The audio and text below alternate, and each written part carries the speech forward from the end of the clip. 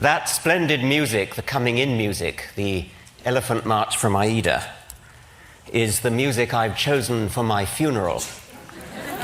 And you can see why it's triumphal.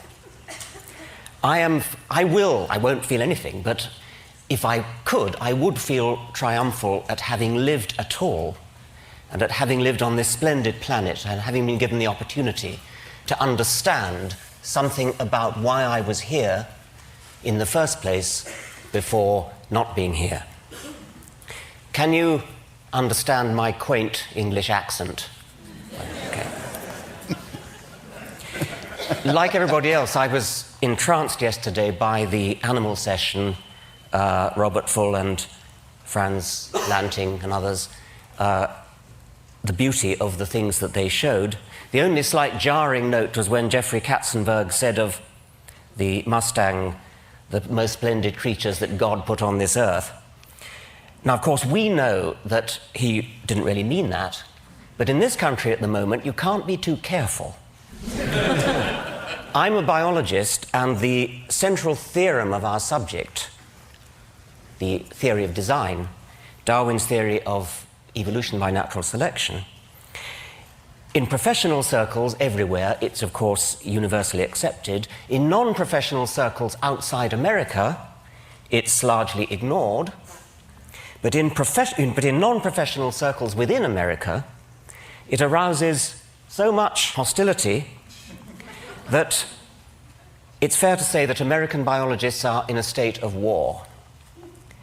The war is so worrying at present, with court cases coming up in one state after another, that I felt I had to say something about it. If you want to know what I have to say about Darwinism itself, I'm afraid you're going to have to look at my books, which you won't find in the bookstore outside. Contemporary court cases often concern an allegedly new version of creationism called intelligent design, or ID. Don't be fooled. There's nothing new about ID. It's just creationism under another name. Rechristened, I choose the word advisedly, for tactical political reasons. The arguments of so-called ID theorists are the same old arguments that have been refuted again and again since Darwin down to the present day. There is an effective evolution lobby coordinating the fight on behalf of science, and I try to do all I can to help them, but they get quite upset when people like me dare to mention that we happen to be atheists as well as evolutionists. They see us as rocking the boat, and you can understand why. Creationists, lacking any coherent scientific argument for their case, fall back on the popular phobia against atheism. Teach your children evolution in biology class, and they'll soon move on to drugs, grand larceny, and sexual perversion.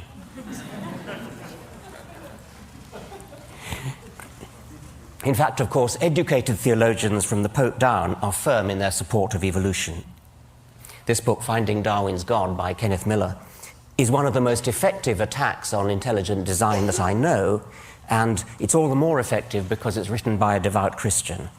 People like Kenneth Miller could be called a godsend to the evolution lobby, because they expose the lie that evolutionism is, as a matter of fact, tantamount to atheism. People like me, on the other hand, rock the boat. But here I want to say something nice about creationists. It's not a thing I often do, so listen carefully. I think they're right about one thing. I think they're right that evolution is fundamentally hostile to religion. I've already said that many individual evolutionists, like the Pope, are also religious, but I think they're deluding themselves. I believe a true understanding of Darwinism is deeply corrosive to religious faith. Now, it may sound as though I'm about to preach atheism, and I want to reassure you that that's not what I'm going to do. In an audience as sophisticated as that, as this one, that would be preaching to the choir. No, what I want to urge upon you instead, what I want to urge upon you is militant atheism.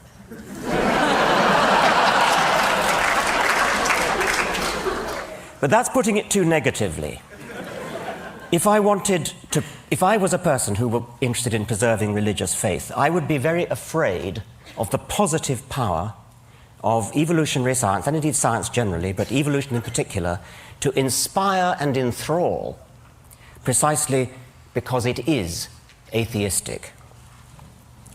Now, the difficult problem for any theory of biological design is to explain the massive statistical improbability of living things.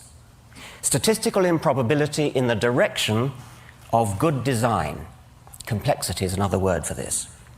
The standard creationist argument, there is only one, they all reduce to this one, takes off from statistical improbability. Living creatures are too complex to have come about by chance, therefore they must have had a designer. This argument, of course, shoots itself in the foot. Any designer capable of designing something really complex has to be even more complex himself. And that's before we even start on the other things he's expected to do, like forgive sins, bless marriages, listen to prayers, favor our side in a war, disapprove of our sex lives, and so on. Complexity is the problem that any theory of biology has to solve. And you can't solve it by postulating an agent that is even more complex, thereby simply compounding the problem. Darwinian natural selection is so stunningly elegant because it solves the problem of explaining complexity in terms of nothing but simplicity. Essentially, it does it by providing a smooth ramp of gradual, step-by-step increment. But here I only want to make the point that the elegance of Darwinism is corrosive to religion precisely because it is so elegant, so parsimonious, so powerful, so economically powerful. It has the sinewy economy of a beautiful suspension bridge. The God theory is not just a bad theory, it turns out to be in principle incapable of doing the job required of it. So returning to tactics and the evolution lobby, I want to argue that rocking the boat may be just the right thing to do. My approach to attacking creationism is unlike the evolution lobby. My approach to attacking creationism is to attack religion as a whole. And at this point, I need to acknowledge the remarkable taboo against speaking ill of religion. And I'm going to do so in the words of the late Douglas Adams, a dear friend who, if he never came to TED, certainly should have been invited. He was? He was, good. I thought he must have been. He begins this speech, which was tape-recorded in Cambridge shortly before he died. He begins by explaining how science works through the testing of hypotheses that are framed to be vulnerable to disproof.